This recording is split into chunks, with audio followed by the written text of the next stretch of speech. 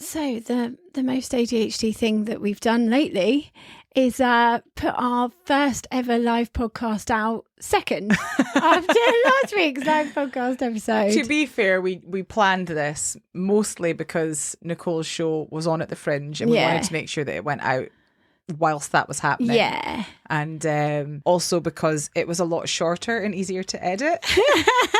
With that in mind, this episode, we did actually do a whole intro bit for people that don't know us. And actually, it just didn't feel appropriate to release that whole first segment because, well, most of our listeners listen to us. If you don't know about our backstory, then we go into great detail about that in episode 1 of the podcast. So we weren't quite so good at sticking to time with this live recording. We didn't put any provisions in place. Yeah. So we've cut that whole bit just to make it a reasonable length of time, but you can find out more in episode 1. And much like episode 1, we use the same format for our first ever live podcast in that we interview each other. So that's what this episode is. Do you want to share any reflections before we dive in? Reflections. Well, I guess that first live podcast was quite scary for me because it's easy to sit and have a conversation with you in my box room. Yeah. But having a conversation with you in front of a live audience where you're trying to make sure that the audience who potentially might never have seen you before know enough information, but also without repeating myself too much for our listeners. I didn't want it to be like that. Absolutely, finding that balance. I think also, and it's very apparent when you listen back to it, I've been listening back to this absolutely cringing, is how animated I am. And it definitely, I feel responsible for people that have come out and they've paid money to come to see us. And so I'm like, is everyone all right? And you can just hear me. My voice gets higher and higher pitch. I get louder and louder. I say some really inappropriate and outlandish things because, as we know, that's also what I do. And what's funny when you listen to it back, the 2 live episodes together, is that this one, so the one in Edinburgh Fringe, had an audience mic. Yeah. And this one doesn't. So there's a couple of points at which you can hear a bit of whooping and some clapping, but you can't hear the standard reaction like you can in the previous. And so out of context, like, I literally sound completely ridiculous. So I'm like, and there's nothing, but please believe that there were reactions. It's just that you can't hear them. That's it. You weren't ridiculous. It's just that when you don't have that backup of the audience laughing and you can't hear it on the recording, it's just like, oh no, maybe I'm not funny. But it's not so much the funny, but it's just like in like the out of context. Like, I'm even more animated than I am normally sat in this room, and that's because there are loads of people looking at me that have paid money to come, and I want them to feel engaged. So I'm sort of really going for it. And it doesn't come across. And without the sound, it's like, why is Laura being so fucking intense? Even more so than normal. But people were engaging. But because we didn't have the audience mic. And there's Jess. We have a Jess. We have a Jess. We didn't have an audience mic, but we have a Jess. Because we didn't have the audience mic, you can't hear the audience feedback that came along with it. So it felt a bit weird to us listening to it back and not hearing that. I think also, it is live. We are nervous. We're reading each other, seeing how each other are doing. There's a bit, and I accidentally call Sophia Hilton boss bitch. Like, I don't even think I've ever even said that phrase before.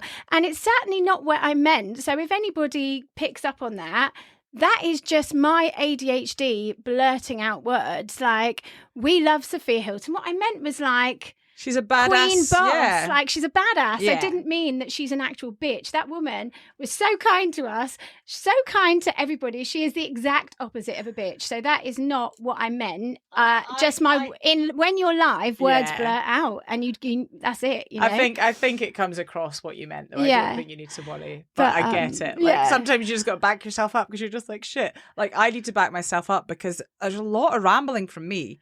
I don't think there is. I felt as if there was, like, especially at the start. Like, I feel as if, when, like, you're trying to say something, but you can't focus on what you need to say because you're so focused on everything else next that's going thing, around, and like really paranoid about everybody and everything that's going on and blah, blah, blah, blah, blah. So that's what happens to me. I get so consumed with everything else that literal words are falling out my mouth and I have no control or even any thought process as to what they are. Yeah. So I'll just go around the houses and just ramble. So I don't think that comes across at all, but I totally feel your pain. Yeah. The hyperverbality of me is next level. Not as next level as Nicole, as she talks about in the show, but definitely the chatty one. And I mean, if anything, like, I'm proud of us. That wasn't an easy thing to do. We did get amazing feedback on the night, didn't we? We really did. It was a really special thing. And, you know, we are both ADHD AF. Exactly. And we did our best. Yeah. And that's a brilliant thing. So we're super grateful to the venue for having us. Yes. And for Resident X for in recording Aberdeen. this. Yeah, okay, there isn't an audience mic, but the sound quality is fantastic. So they've done a brilliant job. So thank you for having us.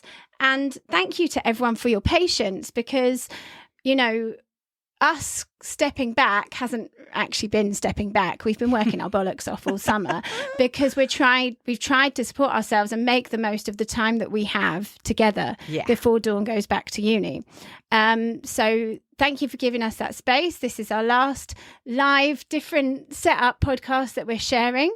And then on the 29th of August, season 2 kicks off. We're coming back, baby. And it is a corker. And what's so funny is we've been working on it for weeks and weeks. We sat down to do the scheduling of how we're going to release it. And we'd actually forgotten. We've done that many bloody interviews. We'd forgotten who we had. And then we're like, oh my God, we also spoke to them. Oh my God. So it's very, very, very exciting. So season 1, we were on a proverbial, is that the right word? Proverbial hamster wheel. Yeah. Where we literally were just 1 week from the next, recording, editing, social media, scheduling, everything was being done. Everything. Everything was being done from in real time. 1 week to the next. And the problem with that is that Dawn is at uni doing a proper full-time degree.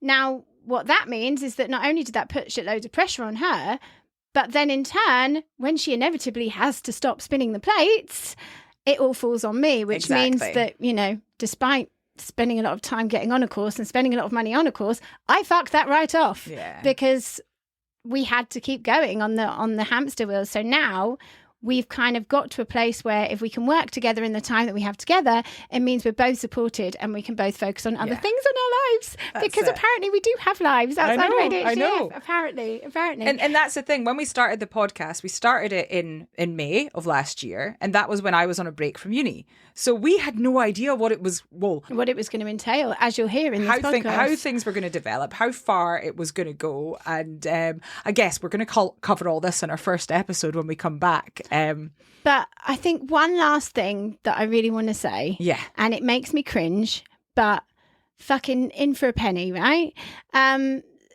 Season 1, we have dedicated the last 15 months of our lives to creating this platform, and we are so grateful for your support. But we know that we've helped a lot of people because so many of you have very kindly shared your experiences with us and told us about it.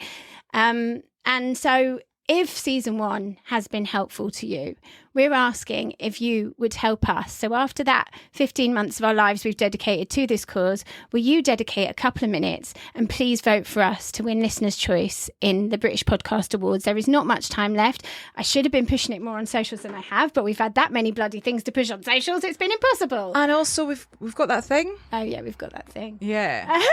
So yeah, there's a link in the blurb of this episode. There'll also be a link in our bio. It takes a couple of minutes. You just have to go to a website, type in ADHD as females, not ADHD AF, put your details in, and then you must verify it by email, which might end up in your spam folder. So you can just search British Podcast because it's an instant email. So you'll get it straight away. You click that button, jobs are good.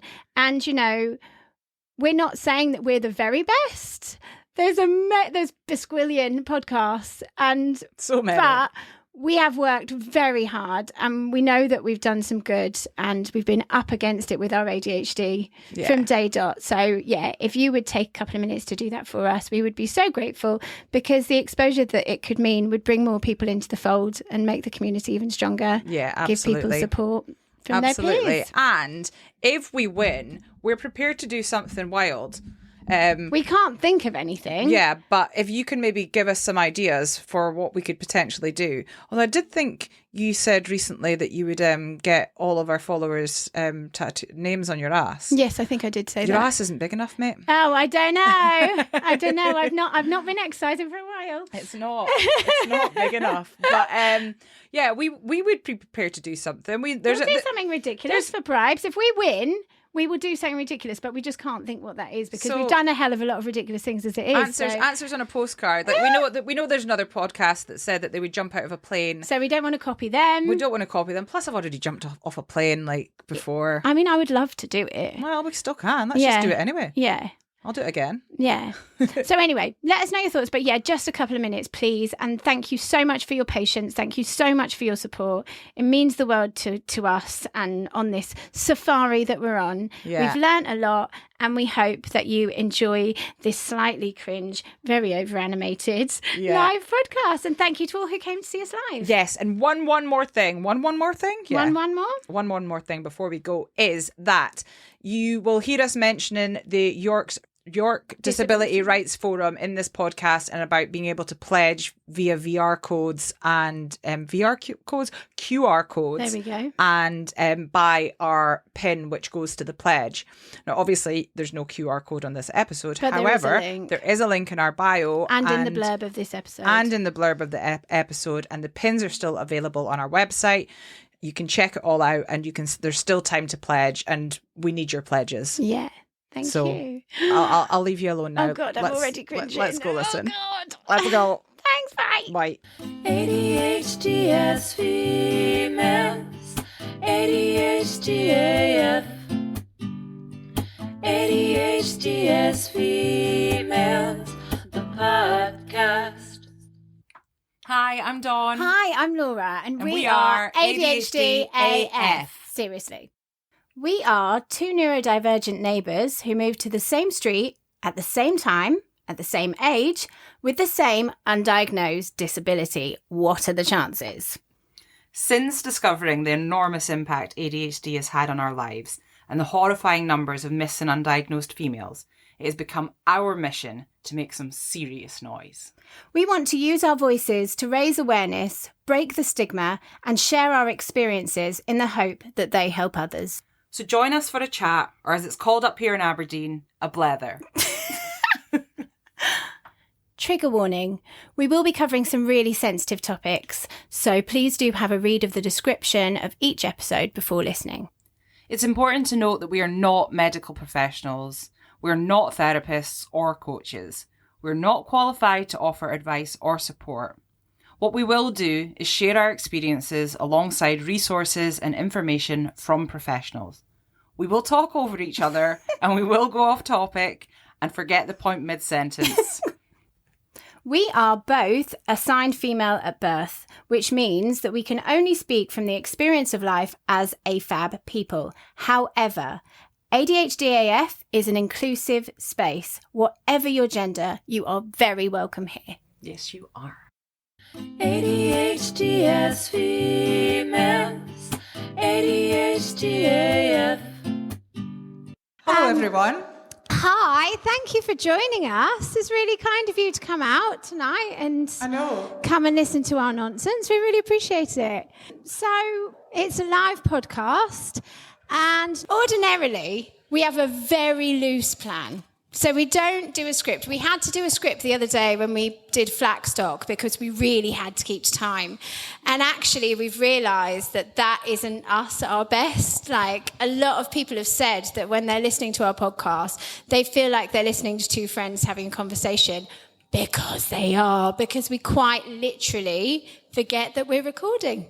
And we don't script anything. So that's what we've done. But just like in our first episode ever, we interviewed each other. So we thought, as this is our first live podcast, that we would use the same formula and interview each other again. Yeah. Yeah. So let's see how that pans out. Let's see how it pans out. And we decided we wouldn't take it in turns because we're going to talk over each other anyway. So, But we're just going to see what happens and take it from there. So, right. What is ADHD? well, Laura, ADHD is attention deficit and hyperactivity disorder, which is the most bullshit name for a condition that there ever was, because it's not a deficit of attention, it's the inability to maintain focus Or and decide where you focus. yeah. And so, yeah, it's a bit of a bullshit name, but we're going to go into a bit more detail about how it affects us and why we're talking about it. Yeah, so it's a neurodevelopmental condition. So that means it is a condition of the brain. It is effectively a brain disorder. A lot of people don't like the word disorder or words like disabled, but the point is that ADHD is a disability under the Equality Act 2010, and we do rant and rave about that quite a lot, purely because if you think about it, and I'm going to get a bee in my bonnet already, if you think about it, all of the ableist media that we see, like if you see anything about ADHD in a newspaper, in a magazine, online, on the telly, you know it's going to be bad. Like we quite literally brace ourselves. And can you actually imagine that happening about any other disability or a group of disabled people? It just wouldn't happen. And my personal belief is that that is because people don't know that it's a disability. So, you know, we don't want to sit and seem like we're massively negative and we just want to say how hard it is and all the rest of it. You know, if people want to call themselves neurospicy and people want to say that their creativity is because they're ADHD, they can, and I'm happy for them. But we're trying to make noise about this because we want people to understand what it is so that people can be treated fairly in society just like any other disabled group of people would be. I'll stop talking now. Sorry. And it's about the, you know, the stereotypes and the stigma that exists, and we're trying to kind of debunk that, change the misconceptions that people have. Well, we had them ourselves, We had right? those misconceptions until we understood what ADHD was ourselves. And For all the things that we have said on the podcast that have stopped us from getting diagnosed until such a late age, actually we had our own misconceptions. Yeah. The amount of times that actually looking back, I could have known that it was ADHD if I knew about the symptoms, as opposed to thinking how useless I am, or etc., too impulsive, etc. You know? yeah. Yes. So why do you think it's so important to spread awareness? I feel like I've been ranting a lot already. Do you want to go first? Well, I guess it's just what I was saying. It's to break the stigma. It's to help people and support people that need that help and support. And there's so many people that just don't know enough about it. And it's trying to teach people so that they understand, so that people can get the help that they need. Because like Laura was saying, with the media and some of the negative press recently, it could be like you might think you have ADHD and your mum saw the Panorama program, for example, and thinks that ADHD is a load of shit. So she's not going to support you through this because she's just seen this TV show. So a little bit of awareness, some understanding can help people get the help that they need.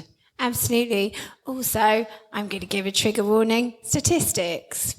Statistically speaking, we're more likely to have shorter lives, to take our own lives, self-harm, traffic accidents, homelessness, unemployment, alcoholism, drug abuse, divorce. It's really fun. Teenage pregnancies, incarceration. Yeah. So, you know, it's really important that people understand more about it on both levels, because on the one hand, if people understood more about it, or if people got the help that they needed, or it was identified earlier, this would greatly decrease these huge societal problems. But also, you know, if we as a society knew about neurodiversity, there wouldn't be the stigma, there would be less suffering, and in turn potentially less comorbidities like depression, anxiety, self-harm, etc.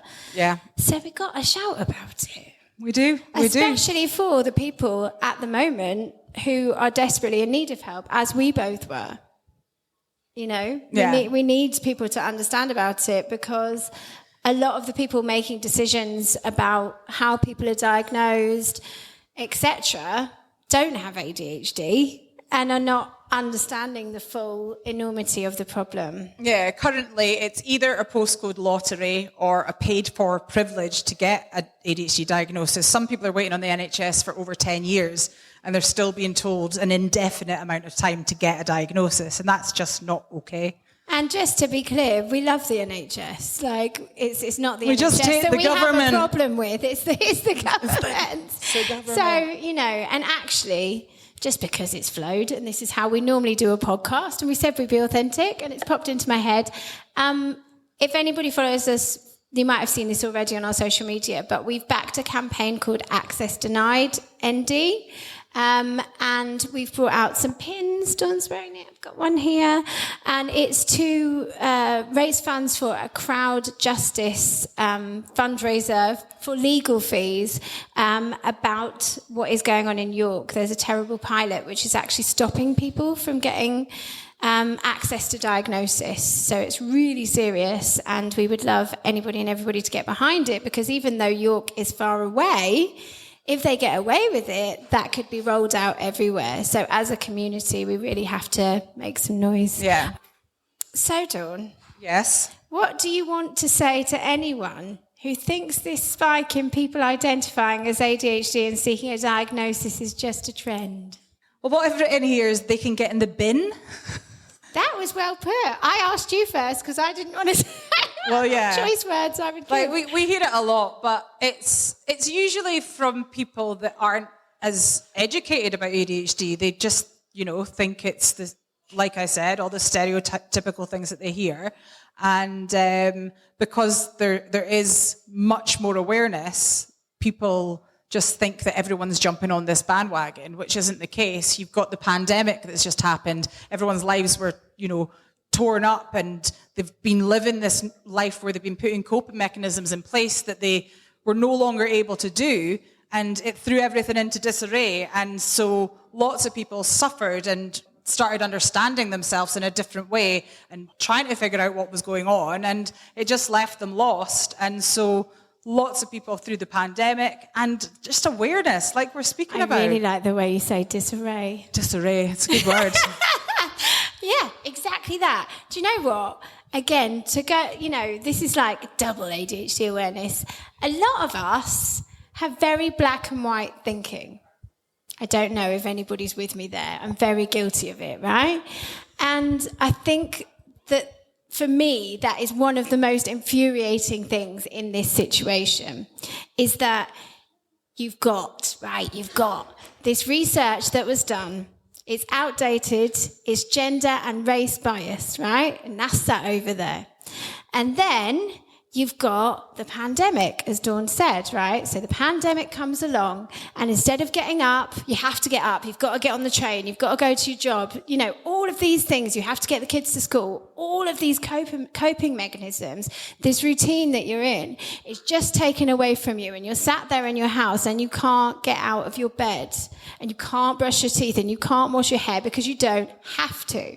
All of these people have had all of their coping mechanisms swept away from them. And at the same time, we've got all of these platforms online through which to spread information, and podcasts like ours, and it all happens at exactly the same time. That is why.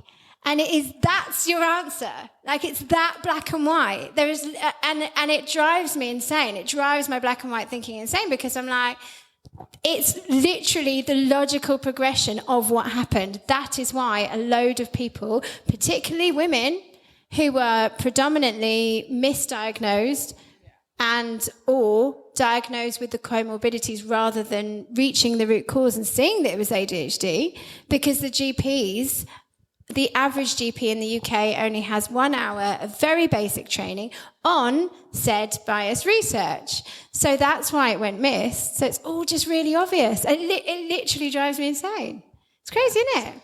And we're the mad ones, right? It doesn't make sense that anybody wouldn't be able to see that logical line of what happened. Yeah. And I always laugh because I actually probably portrayed quite a lot of the stereotypical ADHD traits when I was a child. But because I was female, obviously, I couldn't have ADHD, or that's what people thought. Yeah, you had the wrong bit, Storm. So, everybody wants a label these days, don't they? Yes, apparently. Why is diagnosis so important to you? I've had a few people say the label thing to me. It's like, oh, why do you need the label? Like, what does it matter? And this is probably a thing that I get quite strong feelings about, because I've spent my entire life labeling myself inept, lazy, pathetic, stupid, all of these things. My whole entire life, I've given me those labels. And now that I know that I have ADHD, I mean, don't get me wrong, I can still have moments where I maybe am a little bit lazy or I say daft things or whatever. Everyone does that. But I would label myself to the point where it affected my self-worth, and I truly believed that I was a worthless piece of shit for the entirety of my life. And then getting that label of ADHD has meant that I can stop calling me those things. And that, to me, has just been the most powerful thing for me ever. And so I would rather call myself ADHD for the rest of my life than ever call myself one of those shitty things again. Amen to that. I think also it's really important. It's difficult because I always feel like I'm my voice of doom. But, it's important to know that, a diagnosis can not only change, but it can save lives. That is the reality of it. So we're not just talking about medication. Some people can't take medication. Some people don't want to. It's personal choice as well as anything else.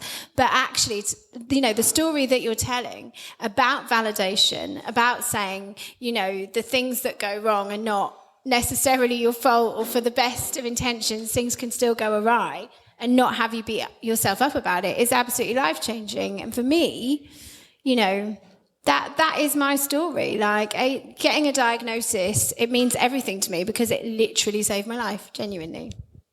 The next question, I guess, that leads us to is, what has undiagnosed ADHD cost you? Nearly my life. Yeah. Everything. School, relationships, family. Literally, we can both point out that we are both 40 years old. We're not raising families.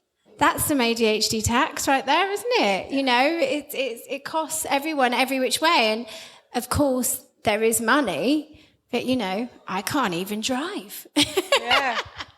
That's it. I'm the same. It's cost me an education, and that's why now that I've got diagnosed, it's like ADHD cost me an education, but through diagnosis, I'm now able to get that education that I lost.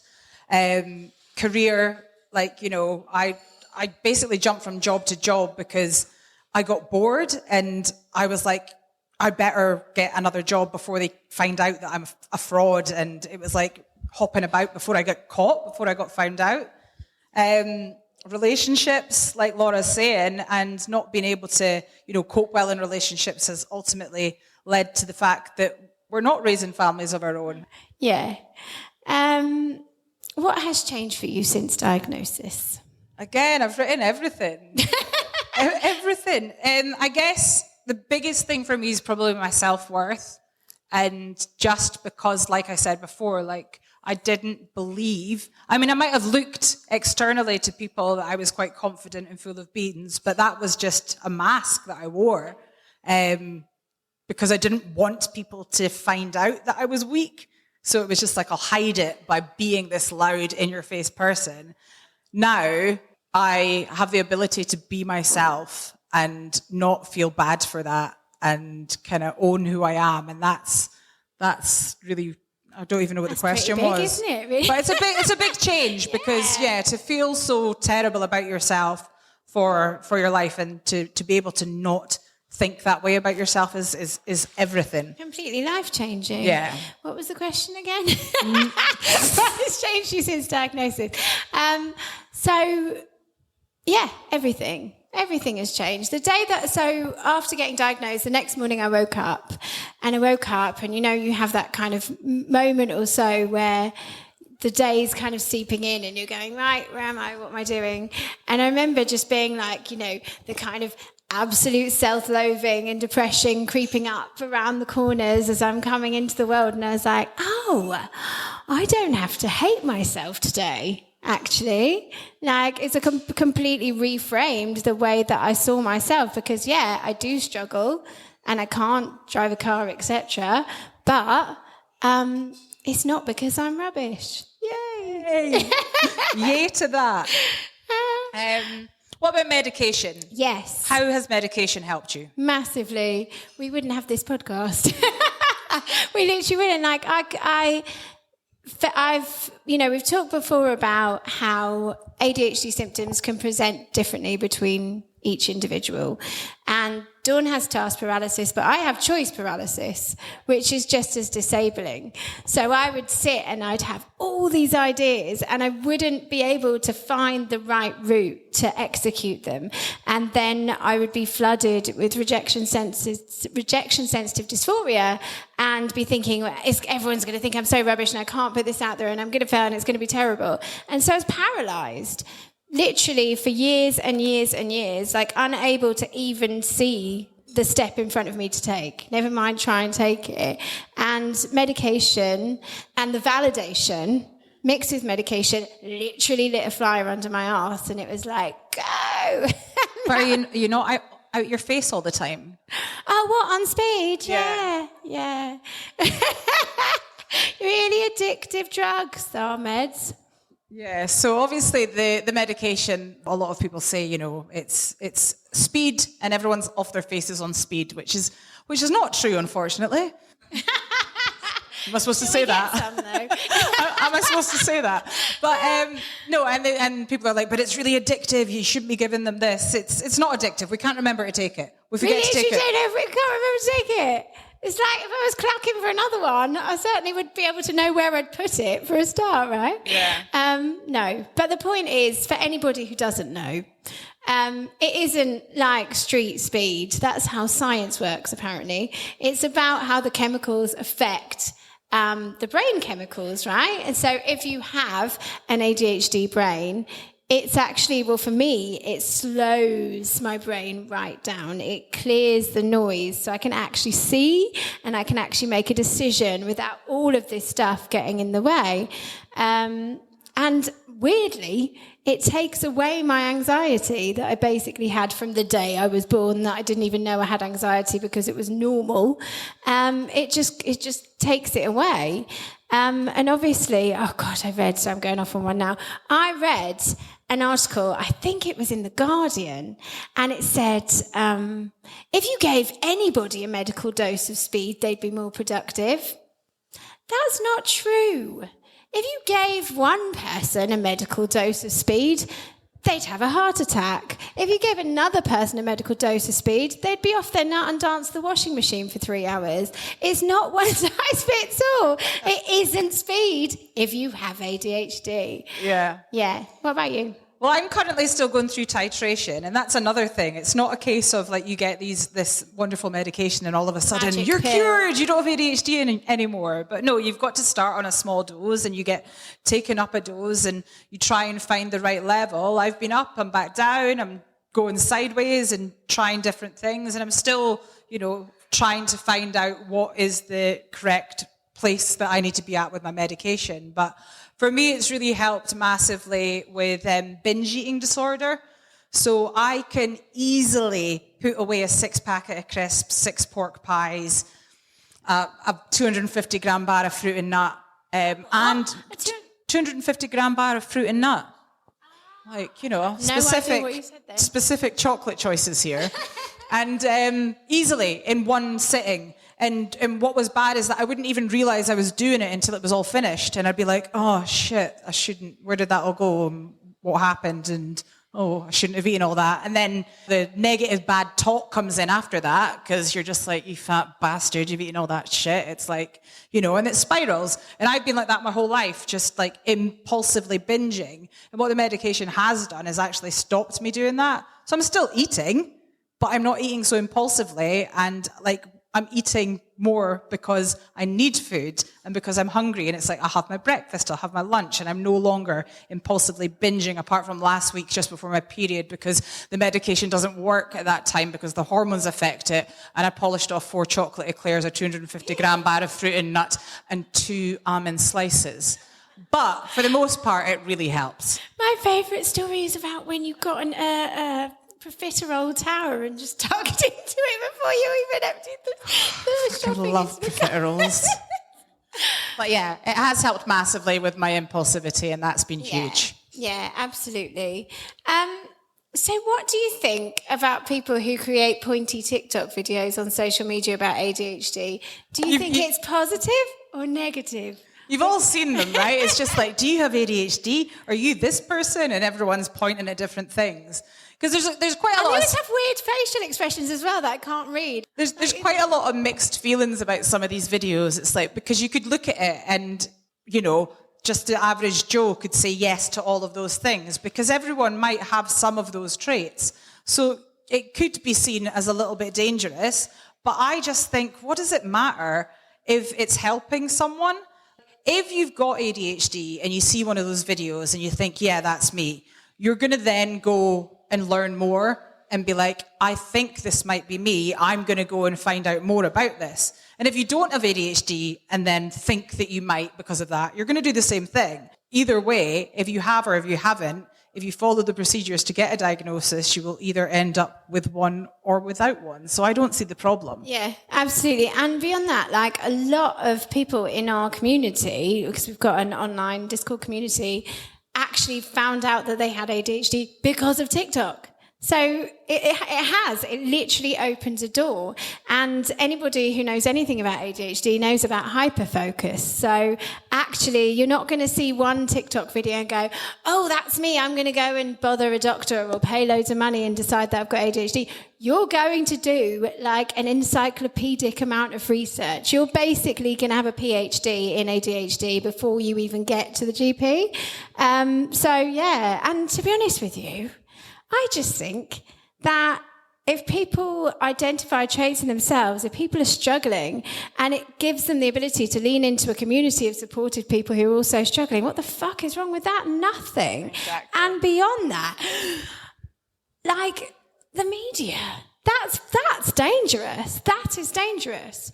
Because never mind the fact that it's you know, villainizing a group of disabled, predominantly women, because that's what we're talking about at this moment in time. It's predominantly women that are coming for a late diagnosis.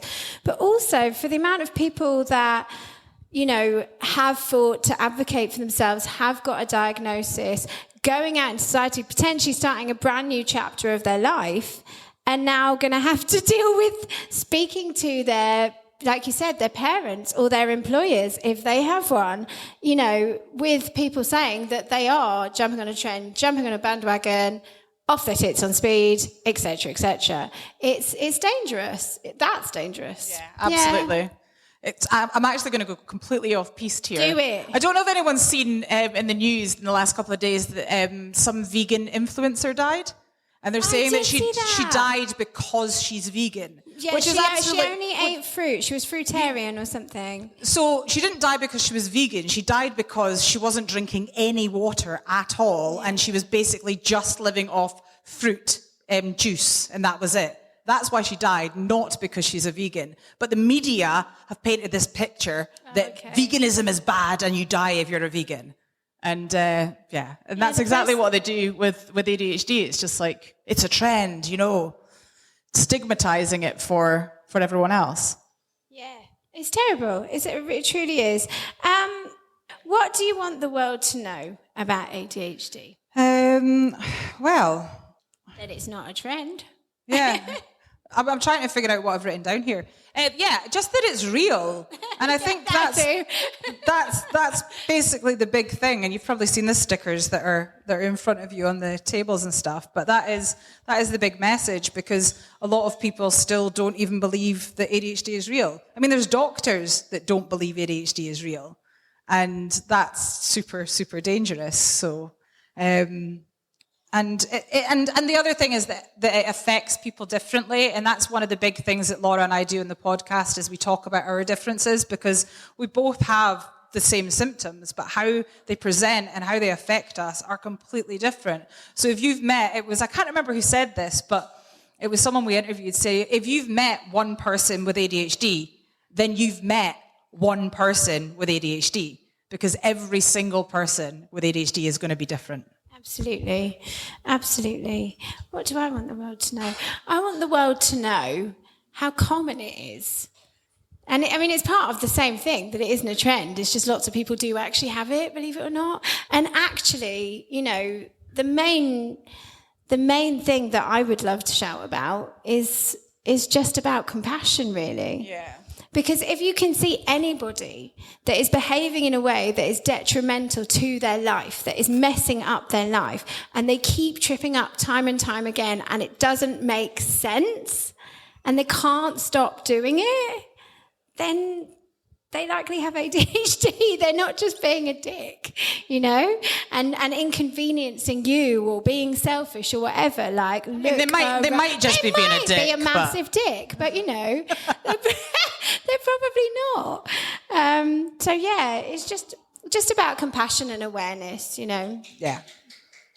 Thanks. What do you want to tell anyone who thinks they have ADHD or has recently been diagnosed? To anybody who thinks they have ADHD, first and foremost, self-diagnosis is valid. Yeah. It is absolutely valid, and it has to be in a time when it is so difficult to get help. And so if you see those traits in yourself, then you can accept yourself as having ADHD, and you can lean into the community. You can read about how to support yourself and do what you can to support yourself at this time when it's so difficult to get support. I always laugh at the whole self-diagnosis thing because people are like, oh, you can't self-diagnose yourself. You know, you can't do that. And it's just like, if you hurt yourself and you had thought you'd broken your finger, you self-diagnose that, right? Before you go to the doctor, if you're ill, you have to before you go to the doctor it, about anything, you're self-diagnosing. So if you can help support yourself during that time until you can get help and support from a professional, then you have to self-diagnose. Yeah, absolutely. Lean into the community 100%, like we said. And to anybody who has recently been diagnosed, I would just like to say that it gets better.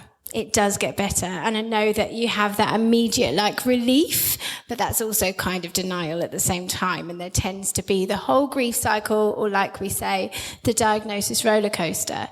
And for me personally, I was stuck in anger for a really long time. It's a blessing.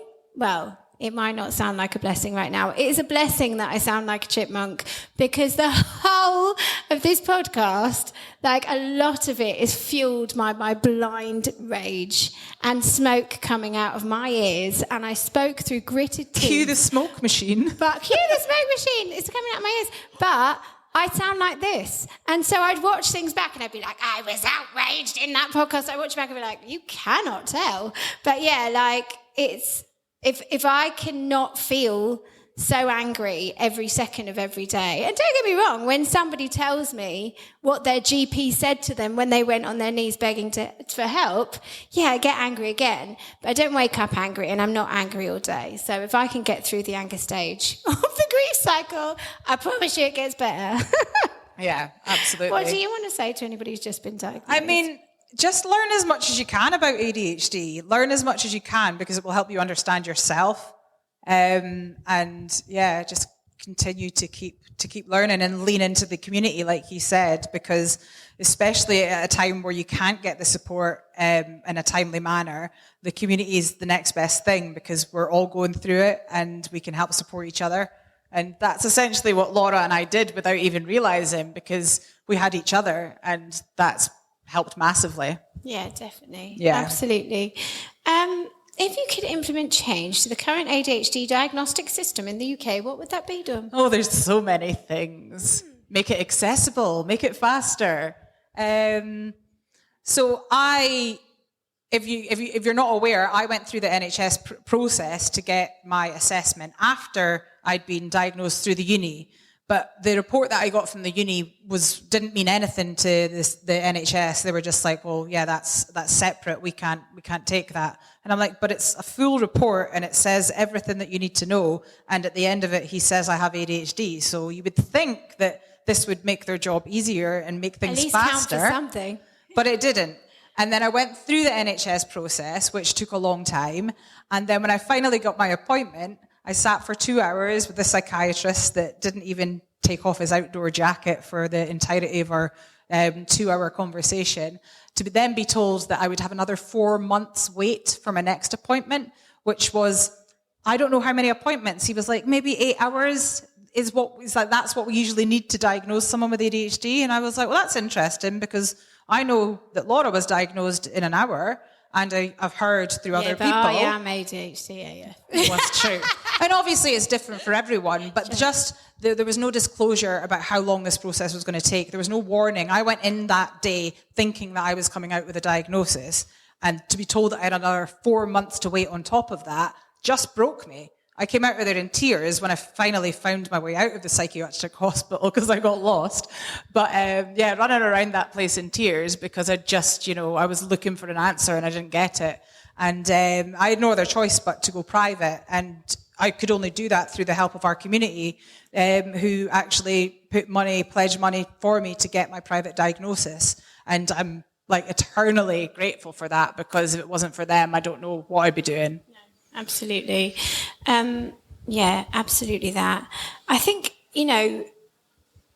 it's such a funny thing, because it's like part of, I don't know if anybody saw the awful, I don't even like talking about it. I don't even know why I've gone down this road, but my brain went this way. So the panorama, I don't know where you're going. the propaganda, the one that was all about how people can pay for their diagnosis, and it's really straightforward and it's really easy, and it's absolutely appalling and disgusting thing that happened. Do you know what? It really is really easy. Like that, my experience of getting diagnosed, that is why, and I don't mean it's easy to obtain one. I mean, if you sat down with a clinician, it's easy to diagnose it. Like, I spent years, I've been in and out of the doctor since I was 14 years old, with eating disorders, mental health issues, anxiety, etc., etc., etc. And when I went to the NHS as well, literally never heard back. I didn't understand that I was going to have to fight to get seen or anything like that. So when I had my appointment, it was no different to any other appointment I've ever had. Effectively, it was a different set of questions and a different pot of pills. And that is how straightforward it is. It really, really is. And I know that might sound like a really controversial thing to say and a really arrogant thing to say. But speaking from my experience, that is what I know. And so it really doesn't make any sense whatsoever that the NHS, who are overstretched, underfunded, etc., are not even going to take into account that she's already got a diagnosis, but they want to take 8 hours. They don't have 8 hours worth of people, and it's absolutely ridiculous what's going on. And it is, to my mind, it's all about the stigma. Potentially, it's about the cost of the medication.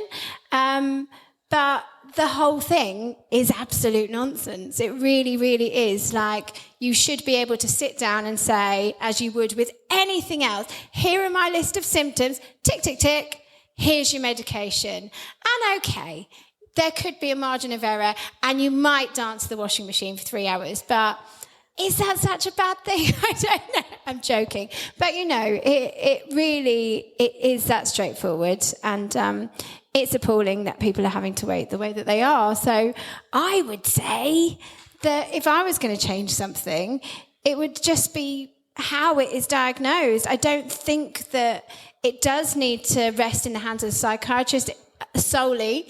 I don't think that a GP who only has 1 hour of outdated training should be the gatekeeper for that. Well, that's the other thing, though, isn't it? Because that doesn't make sense. It's a GP that sends you for a referral, because currently it's a psychiatrist that has to diagnose you for ADHD. So the GP, on average, in the UK, has 1 hour training on ADHD. And so to get your assessment by a psychiatrist, you almost have to convince someone who doesn't know what they're talking about, so that you can speak to someone who does know what they're talking about. Who is also influenced by ableist media, never mind the lack of actual training that they have. That's based on outdated bias, on any which way. That does not make sense. So yeah, we could go on. We would be here all night. But that is the end of our very ranty and angry ADHD section. Does anyone have any questions? Yeah, please feel free to ask questions. Anything at all, ADHD related. Yes, let me come. I'll come to you. I'll come and have a little walk. Sorry, my name's Kirsten. I feel like I should repeat it. But my question's actually for Dawn. I'm in the same situation as you were. I've had a diagnosis at uni. And my question is, how did you cope with that weight? Because it just happened and I feel a relief, but also I feel an anger that I then have to wait for any actual help that isn't just at university. So like, how do you cope with that weight? Yeah, it was tough. I'm not going to lie. It was like kind of being stuck in limbo because it's like, okay, I have an answer, but I can't do anything with it. So it was hard, but like we were saying earlier, is lean into the community, speak to other people that are going through the same things because that really helps. And like, just because you don't have the medical help from a doctor doesn't mean to say you can't go out and find ways to help yourself. Like, find the areas where you're struggling and try and put things in place to help yourself. And that's the best thing you can do. It's also fine and right to be angry, though. Yeah. And you've got to go through that. So you're completely allowed. Let the smoke come out of your ears, for a bit. As I'm here, anybody else got a question? Well, one over there, Laura. Over. I'm just going to stay here because... Yeah, you stay there. Because I can. Yourself comfy. Hello, what's your name? My name is Magda. I have a question for your husband. Is he ADHD? He's not. If he's not, what's the secret? I mean, what would you say to a partner sorry. So has your partner got ADHD or you've got ADHD? And you think he hasn't? No, he definitely doesn't. But yeah, what's the secret? I don't know. Well, I suppose if I have to come and talk to this tall, dark, handsome stranger, I'll give it a go. Hi. Oh. All right, darling. Hello. How do we cope? I think we compliment each other quite a lot. We tend to. You are more creative and spontaneous and stuff. I've got the ability to, I don't know, do the sort of boring stuff and enjoy it. Like, you know. So that's really funny. I am very funny and incredibly handsome. Very handsome, very funny, and very sensible sometimes. Lots of patience. Yeah. Is that anyway helpful? No? All right, we tried. We've got another one down here. Yes, we'll do one more and then we'll crack on with the second. What time is it, by the way, just out of God interest? knows. What is time? 5 past. Okay, so we've got like 25 minutes to do the last half-hour section. How many? 25 minutes to do the last half-hour section. What would you like to ask? What's your name? Hi, I'm Mo. Well, I was sort of going to ask the same question as before about how do you get your partner to kind of understand it? Well, like, just what do they do about it? But also, I have another question about your family. So it's obviously, or probably hereditary or genetic or whatever. So if you say to your family, "Oh, I think I'm ADHD," and they say, "No, you're not. You're absolutely not. Yeah, you're totally normal. If you are, then we are too." And I'm like, okay. So, yeah, what comments have you got on that? That's a good question. I mean, I suppose the thing is, I'm just going to go back here because I know I should do. I think the thing is, as with anything, with diagnosis in any form, with getting treatment, with getting help, it's like, what do you need? What do you want? What are you trying to get out of it? Like, if people are struggling, then they need help. But if people aren't struggling, okay, they've probably got loads of unhealthy coping mechanisms, but that's just how they live their life. And I guess the point I'm trying to make here is like, if people are older, especially, and set in their ways, I just, I don't know. But I think in terms of like your partner, then any partner should support you through anything. And that obviously takes communication. And I'm not saying that it's always easy. I'm sure Big did wish that I had the ability to put away clothes. So, but I can cook, right? But he knows why, but it would still be annoying. So it's an explanation, not an excuse. And I think it is just all about communication and really in stating your needs and in knowing that you have this and that should be respected. If somebody is disrespecting that, then they can do wrong, can't they? Yeah, I think regardless of what the relationship is, if that's someone that's close to you, that means something to you, that that you care about and you have this mutual understanding, then if they want to, be there for you and support you, then they'll do that. And if they're not doing that, then I guess that's when you have to look at that relationship and ask if you're getting from it what you want to be getting from it. I know, obviously, like with older generation as well, it can be quite difficult. Like my mum doesn't quite get my ADHD, and she's like, I'm like that. That's what I constantly get from her. I'm like that. I'm like that. Yeah. And I'm like, Mum, that's probably because you have it too. Do you actually say that? Yeah. I say that to her all the time, and she's just like, yeah, whatever. But she just gets on with her life. But I bought her a book, bought her an ADHD book because she reads a lot. So I was just like, maybe just have a read, and whether she reads it or not, I don't know, but. That's all I can do. I've asked her, and if she wants to learn about it and try and support me better, then she'll read the book. And if she doesn't, then she doesn't. Do you know what, though? One more thing I do really want to say about this, if I can remember it, is that, if somebody really clearly, very close to you has ADHD, and they not only don't want to accept that, but they cannot accept yours, then that is because they are in denial about theirs. Yeah. And actually, you could do yourself a favour, and as much as that can be painful, you can try not to take that personally, because you can know that is about them, Yeah, absolutely. Yeah.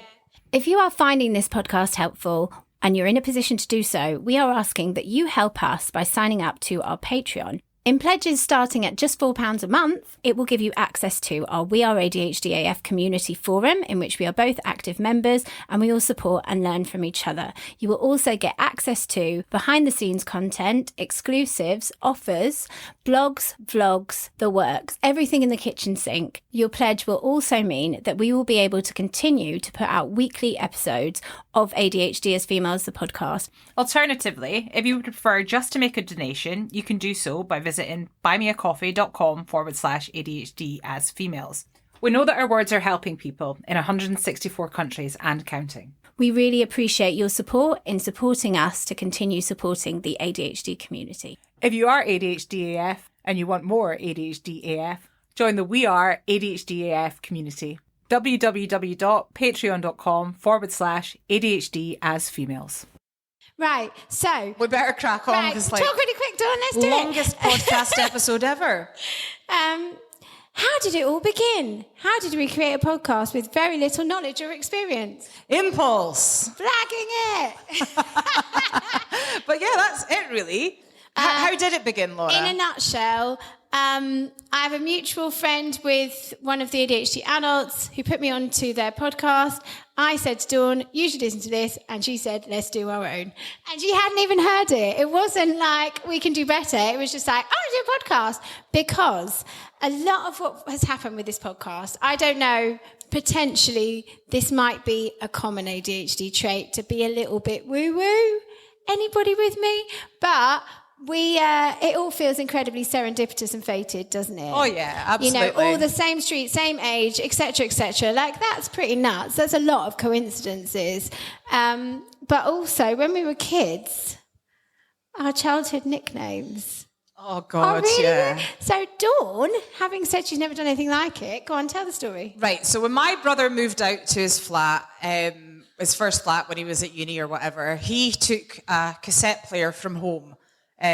With him, it was a while ago. Cassettes still existed, but he took this. I think they were. We don't have this amount of time. They were decorating, whatever. So he took this cassette player and out to his flat with him, and his mates had found it, turned it on. There was a tape in it, and the tape was me presenting my own radio show that was never supposed to see the light of day.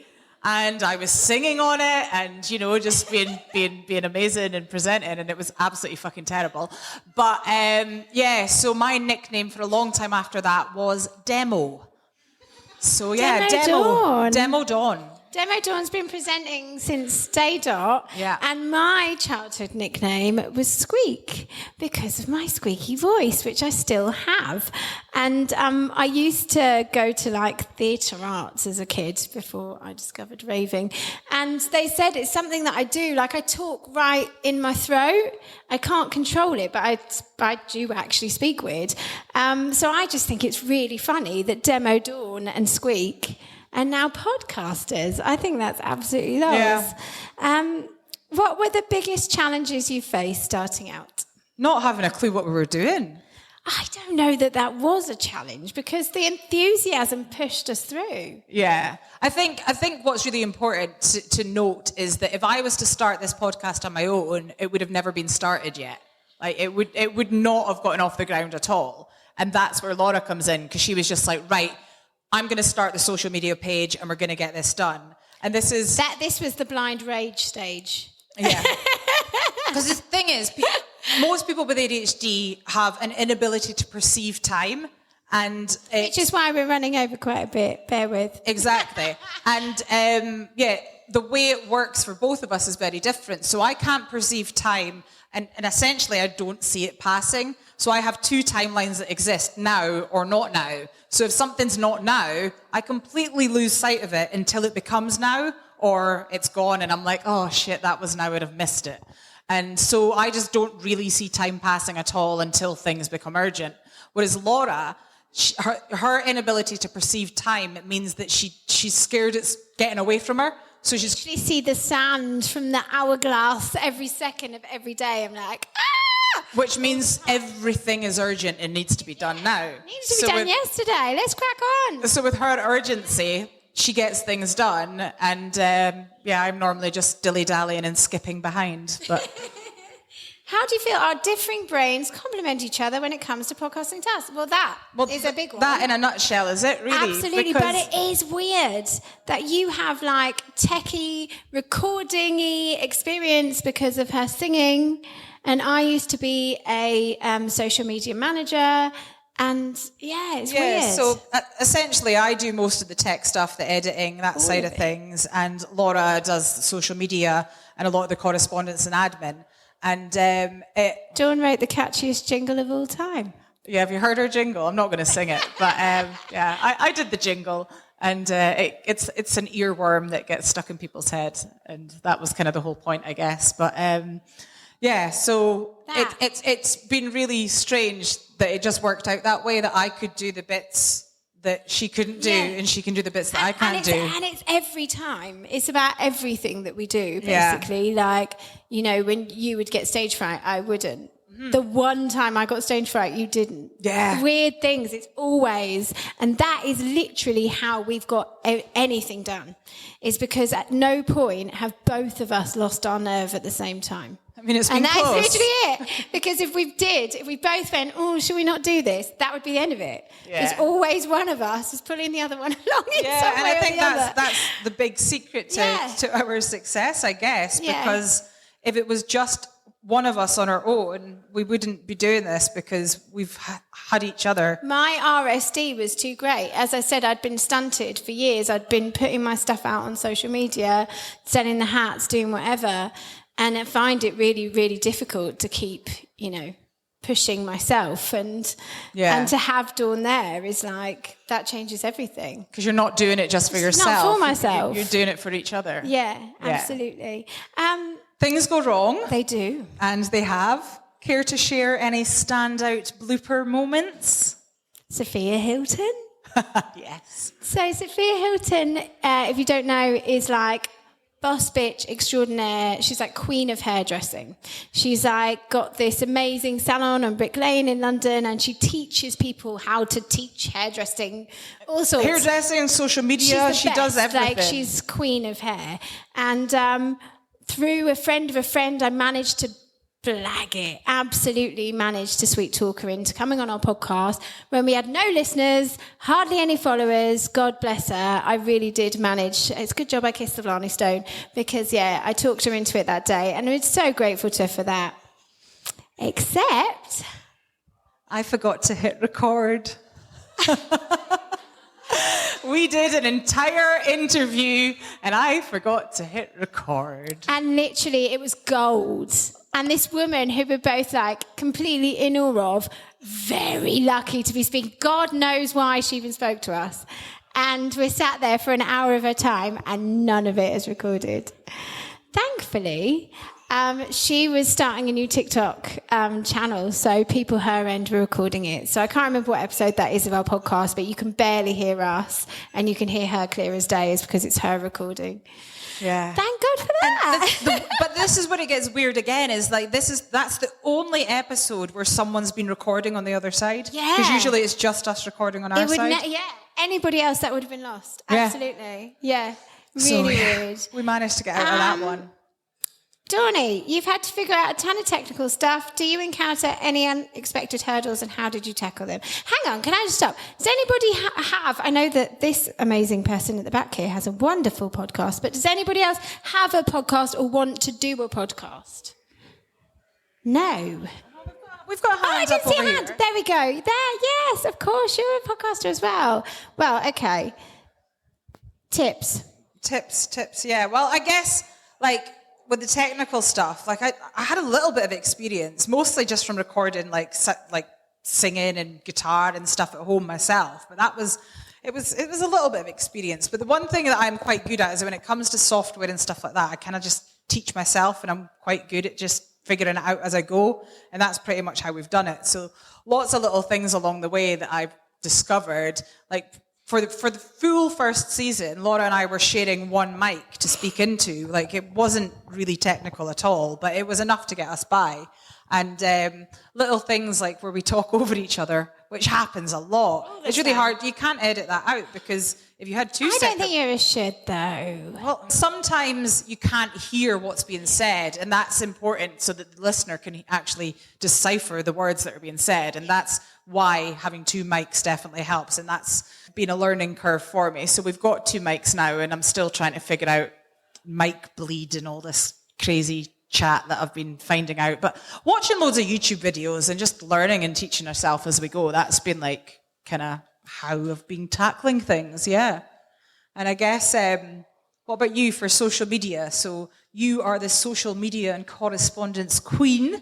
Would you like to share any interesting discoveries or interactions that you've had? Yes, social media is the devil. It is a necessary evil, but it is evil. And it takes over your entire life. And I absolutely hate it. And I said it before we even started. I was like, I have experience with this. I reckon I can do everything. I'll do the branding. I'll do it all. But at some point, it will absolutely take over my life and I will hate it. And that has happened many, many times. But what I will say about social media is, if anybody, because we've all got to hustle, right? It's the daily hustle and it's a nightmare. If you do suffer with RSD and you are worried about what people are going to say about you or to you or anything like that, what I have learned is that actually you really do have control over who has access to you. Like, you actually do have that control. And I didn't feel like that. And it's a really recent thing that I've realised. Obviously, I know you can block people or whatever. But really, like, you are putting yourself out there, particularly if you're doing something like we are. You're literally providing a service. Nobody's paying you to do that. If somebody doesn't like it, they can fuck right off, actually. You don't have to worry that you're going to be cancelled or that you're going to do something wrong. If they're not your people, they're not your people. And my other piece of advice is, success breeds success. And that's what I have learned from doing this social media for ADHDF, is every single time that I post something like, we've got X amount of followers or we've got X amount of listeners, every time I do that, and I hate doing it because it makes me think, oh my God, everyone's going to think I'm boasting again. Every time I do it, we get a shit ton more.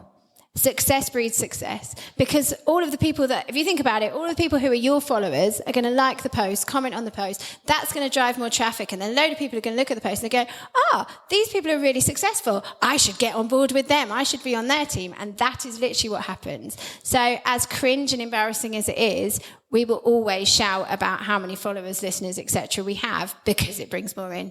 Yeah. As simple as that. Absolutely. And at the end of the day, more followers means that we're reaching more people and spreading more awareness and helping people. And that's what we want to do. Bringing the community in. Yeah, exactly. That's the point of social media, isn't it? So the podcasting world can be quite competitive. Oh, yes. Okay. How did we set ourselves apart and find our unique voice among the noise? I think that I'm suddenly really aware that time's ticking. Well, so we'll talk quickly. you find your unique voice by using your unique voice. And actually it's really funny because in the intro bit of the podcast, I'm trying to put on my big girl voice, aren't I? And I'm trying to be like, hello, sorry about this. And then literally it's about 2 episodes in and I'm shrieking and getting higher and higher and higher pitched. And no, but in all seriousness, like, it is competitive and it's really hard work. And so you should really think about what you want to put out, and it should be completely authentic to you, because that's the only thing that's going to set you apart, is because it's yours. Really, Yeah. I think. It's about finding your USP, isn't it? Your unique selling point. And I think that's why we started the podcast, is because we listened to other podcasts, and there's lots about ADHD in business and ADHD and parenthood and, you know, the what do you call it, psychoeducation stuff. Lots of different podcasts, but there was nothing that was really like just two birds chatting about their lived experience And how shit it is. of ADHD and going through this whole process in real time. So we were just like, well, if we can't find what we're looking for, we'll just be it. Yeah. And that's essentially what we did. Yeah. Exactly that. Can you share any heartwarming or funny fan moments that remind you of why we do this? Yeah, well, I think the biggest one for me is when we started the podcast. It was not too long into it, but Really, it was about a month. a girl that I was at uni at, she was failing, essentially. I've just dropped my cards. Well, that's fine. Deal with that later. But yeah, she was failing uni, and she suspected she had ADHD, but she didn't have a diagnosis. And it was only through listening to our podcast did she discover that she could get help through the uni. So she started seeking help through the uni, got a diagnosis, and started getting support for her course, managed to get back on track. She's now finished her first year again and passed. And she contacted us to tell us that, you know, she wouldn't have done that if it wasn't for us. And to me, that means everything, because I was her when I was that age. I was that girl that was failing and didn't have, you know, the knowledge that it was ADHD. So I saw myself a lot in her and just being like, this is a chance for her to now be able to do the things that she wants to do because she has the understanding. And that's something that I couldn't do when I was younger. So that just, it really means a lot to me. Amazing. It was so amazing. I'm going to get them. I thought you were coming to give me a hug. Come on then, bring it in. So I have to read this because it literally has blown my mind. So we got sent this email about a week ago, was it? 10 days ago? Something like that. I'm sitting in my apartment in Auckland, New Zealand, having just received my diagnosis. I would never have got to this point if it wasn't for you two. By episode 2, I realised how much resonated with me. One massive episode of executive dysfunction a few months later finally made me go to my GP, and here we are. The psychiatrist actually said she recommends your podcast to every woman she diagnoses in New Zealand. Which, as a fellow Scot, made me super proud of the two of you changing so many people's lives from the beachfront in Aberdeen. It's mad though, isn't it? It's mental. It is mad. It's Absolutely really mad. Let's skip this next one because we don't have time. It's not that interesting. Shit question anyway. So what? There have been times we both thought about quitting. How did you manage to overcome those times and keep pushing forward? I guess, like, with each other. Yeah. Like, there have been times, like, I genuinely didn't know, well, you didn't think that I was going to make it on our tour, and I wasn't sure I was going to make it on the tour, because I realised that trying to do a podcast whilst trying to do uni was really difficult. And, there has been times that I didn't think I was going to keep going, and, having a lot of support is really what got me through that. So, yeah, thank you. No, not at all. If we had advice for somebody starting a podcast, what would it be? I wrote a list because we said it was going to be 3, and then I was like, no, there's loads more than 3. Well, my answer was pretty much just go for it. Like, just do it. Like, you will learn as you go. Like, if you put out a podcast and you tell people you're going to do a weekly one, it kind of forces you into doing a weekly one because you've told everyone. So you give yourself that accountability by just getting it out there, and then you just can't stop. And that's essentially what we did. So you need to pick a topic that you really fucking care about. Yes. And like, it doesn't have to be serious. If you really like cheese, then you talk about cheese, but you need to fucking dream about cheese, and you need to wake up gasping for a cheese sandwich and by lunch be in the sweats to eat some more cheese, because you have to care. Because I tell you what, sometimes I get bored of talking about ADHD and hearing about ADHD. Sometimes I just have had enough of ADHD.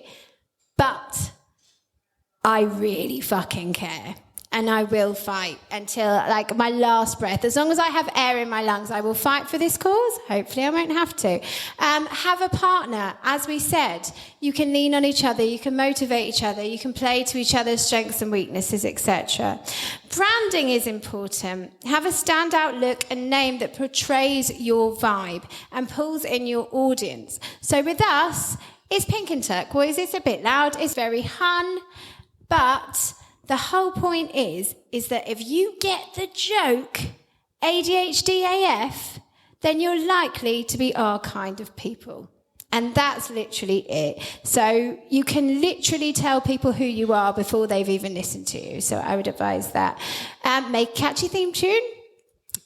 Yeah. Batch record if you can to avoid the hamster wheel. We've only just learned this, but you could actually do a load before you release them, so you don't have to do them week by week.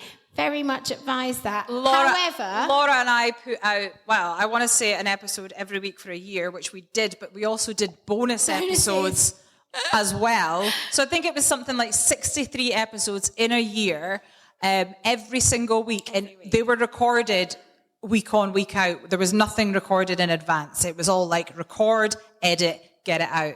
And that means not just the podcast, social media, all of everything. Whereas now, going into season 2, we're recording everything in advance. And we're going to have all the social media done, and everything's going to be scheduled to be released so that when I go back to uni in September, I can relax a little bit. well, no, you can do your degree. Well, yeah. I'm not going to relax. I'm going to work hard and do my degree. But yeah, that. Right, one more thing. What is it? Why should people care? There are shitloads of podcasts. Why should anybody listen to yours?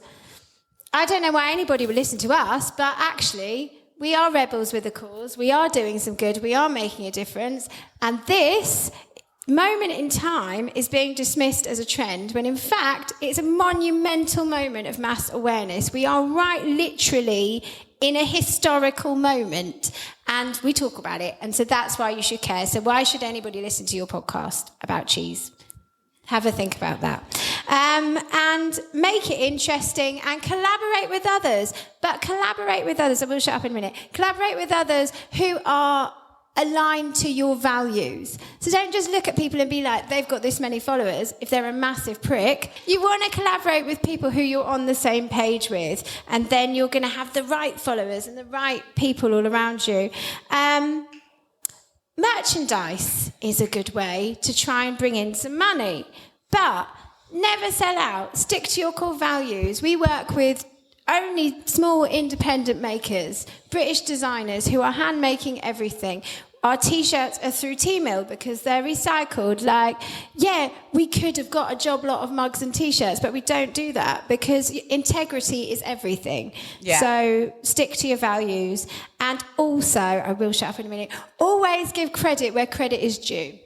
If you are quoting somebody, or if somebody has inspired you, give them the credit for it. It doesn't make you look cool. Like, your integrity is absolutely key. Unless you can't remember their name. Well, I mean, but then you can say, somebody inspired me, but I can't remember their name. And that's fine. Absolutely. As well. What else, Dom? Is that everything I've for the just list? finished, Yeah. Okay. So, well, finally, looking back at this amazing ride, Laura, what's the one thing that you're proud of when it comes to our podcasting safari? Oh, so got loads of things, but Here she goes again. I think that the episode, I think it's the penultimate episode that we recorded, sums it up, because it is all of the mic drop moments, essentially, from every single interview that we ever did. And I feel really proud that we managed to broadcast those things. You know, we managed to talk about race and gender inequality, that we talked about alcoholism and addiction and all this, you know, the fact that we have managed to get people in 191 countries to hear those things, because you weren't really hearing them before. So I'm really proud of that. Yeah. And I think, well, what have I got written down here? The community that we've created. I'm super proud of that. Like, we created the community initially because we were struggling to answer messages. People were messaging us constantly on Instagram and Facebook, and we were just like, we can't answer everyone's message. And nobody's voice is more important than anyone else's. So, and they're important stories. Like people who aren't being heard, we've now lost their message. Yeah. Like, how shit is that? Like, it's not okay. So we decided to create the community. There was a couple of reasons, so that we could bring people together, so that if we can't answer them, then they can help and support each other. And we didn't know at the time that that's called peer-to-peer support. Which is a fluke. That one and we also created the community because we have to pay to put a podcast out, and you don't get paid for a podcast.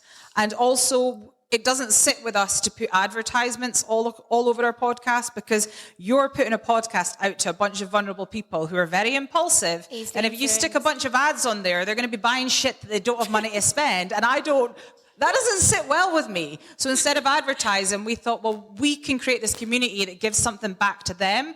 So while they're helping us to be able to keep spreading awareness and to keep talking, it keeps us going and it keeps them going, and then we can communicate that with them as well. So that community has been super important. Yeah, and absolutely. I'm very proud of that. Absolutely.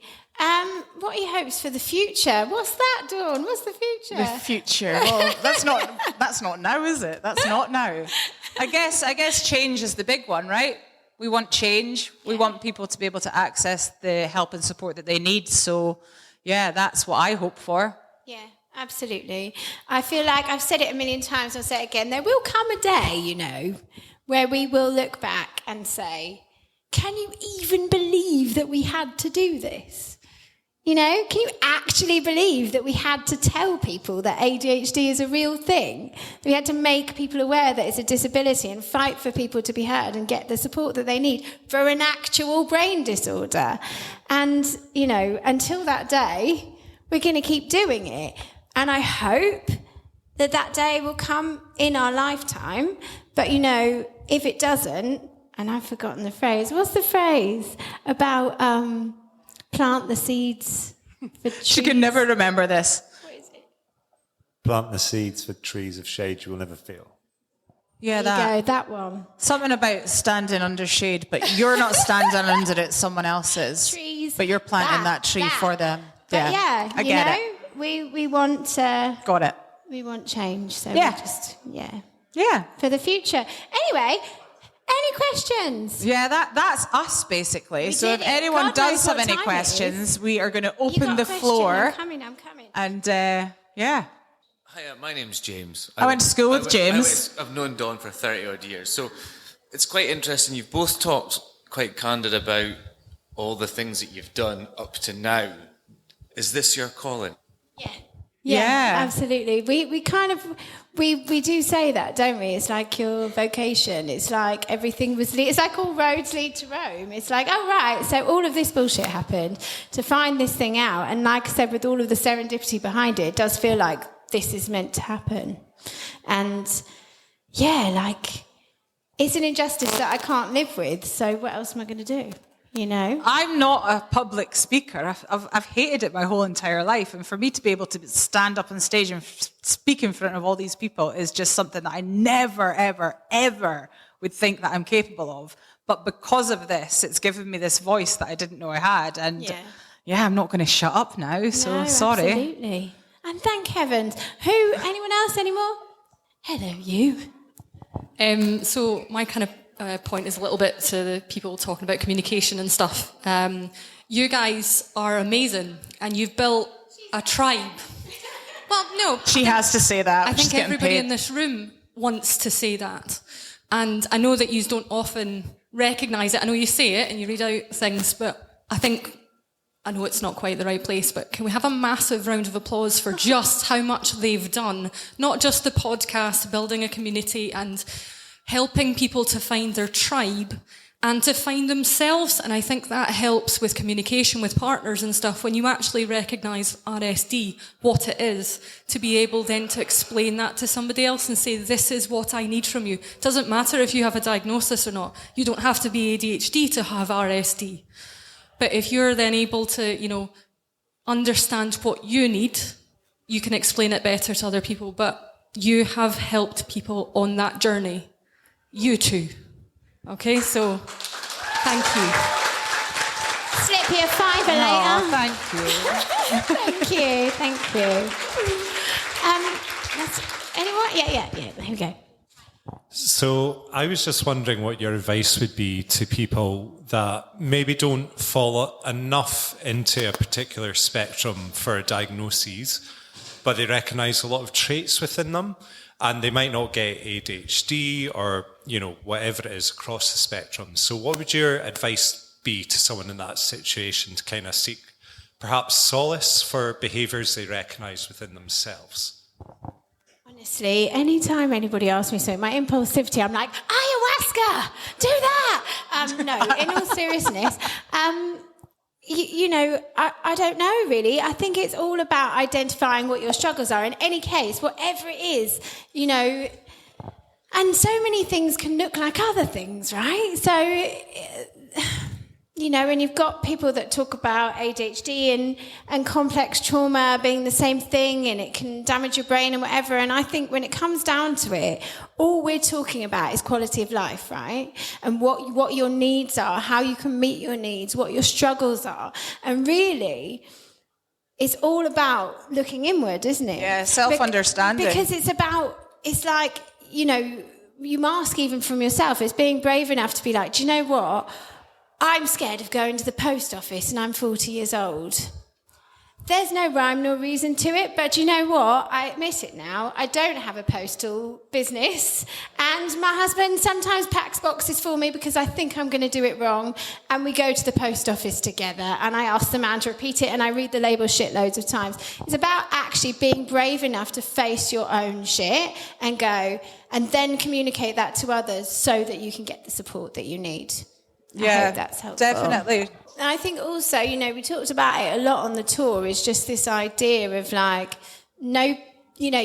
can't get the help that you need, and you can't even ask for help if you can't accept where you are struggling and accept your struggles as something that you're always going to struggle with. Yeah. Because we can all be there with a perfectionist mindset, next week it's going to be different, next time I will be really good, I'm going to take my clothes out of the washing machine, I'm going to fold them and I'm going to hang them up. I am not going to do that ever. It's going to take weeks, and that's okay because I know that now. Yeah. Yeah, that's it. Identify your struggles, look inwards. Self-understanding is so important. Yeah. And because it means that you can communicate it. If you know what's going on and where you're struggling, then you can start to find ways to put things in place to help with that. For example, body doubling. I can't get out of bed in the morning. It is a fucking nightmare. Yeah. But every day, Monday to Friday, at 6:59, my alarm goes off and I go onto a Zoom call with one eye open, saliva hanging down my face, with a bunch of community members who basically get up with me because they all have different struggles in the morning as well. And I now get up at 7:00 every day because of that. Because I have that accountability, because if I had to just put the accountability on myself, I wouldn't get out of bed in the morning. So that's something that I've identified where I struggle. I've put something in place, and now I get up at 7:00 every day. And if you have it so that it's open and you don't have to set it up, you sleep in. Yeah. And it's happened this week. Yeah. And that's it. What was it? We're not going to say who, because a very exciting guest in Series 2 said ADHD has an 100% relapse rate. Yeah. It does. There is no list. There is no diary. There is nothing that is going to cure you of ADHD. You are going to relapse. You will forget your keys. You are going to be late, and you are going to fuck it up somehow. 100%. It is guaranteed. And so Dawn has to make sure that she is the person to log into that call for all of those people, or her little bitchy ADHD brain is going to be like, 5 more minutes, just sleep a little bit longer. You don't have to move yet, because they're going to get in without you. Yeah. You have to hack it, and you can only hack it if you can identify it as a struggle. Yeah. Yeah. Absolutely. Yeah. Any more for any more? God knows what time it is. I know. Squatters' rights. We can be here all Sorry night. for Let's have a keeping you party. all up. Honestly, this is going to be the longest podcast episode ever. I think that's it. Is there any more? There's some merchandise over there, and it is handmade. Is that why you're signalling to me? Yeah. Yeah. You can come and have a look. Handmade jewellery by the amazing working class Rebecca Cowling in Birmingham. A fellow ADHDer. Yeah, so she listened to our podcast to help her sister. And because we talked about how differently it presented between us, she found out she had ADHD. And so she presented us, and she makes one half of our jewellery range, and the other half is made by my best friend Steph, who I'm also part of a festival business called the Emporium of. Go and have a look. It's handmade, peeps. And you can get the Leopard Print Army pin with money going towards that campaign I spoke about earlier. Yeah. £7.50 from each sale will go towards the legal fees. The legal fees for the York Disability Rights Forum. For the Access Denied ND campaign. And there's also a QR code, so you can just donate straight to them if you'd like to. Yeah. And I think we've done it, Dawn.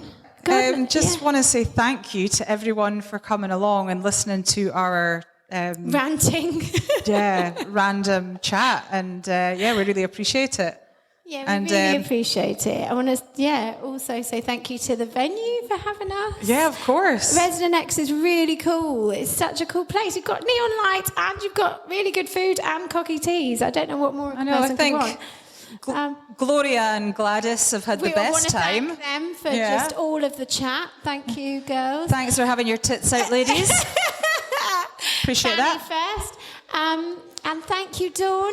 Yeah, thank you. And thank you. Thanks to everyone that's helped us tonight as well. Thank you to Kirsty. She's basically sorts our life out. And thank you to Big for being a gorgeous, gargantuan weirdo. And I love you. And, and thanks, Colin, for coming. If anyone doesn't know, Colin over at the back did the first live podcast here. Colin is the food hoover. So Dishing It was great, wasn't it? Yeah, Dishing It is the name of his podcast. You should check that out. And it's that's Should we it. stop talking now, Dawn? Thank you. Well, yeah, we're done. Thank you very much. Good night.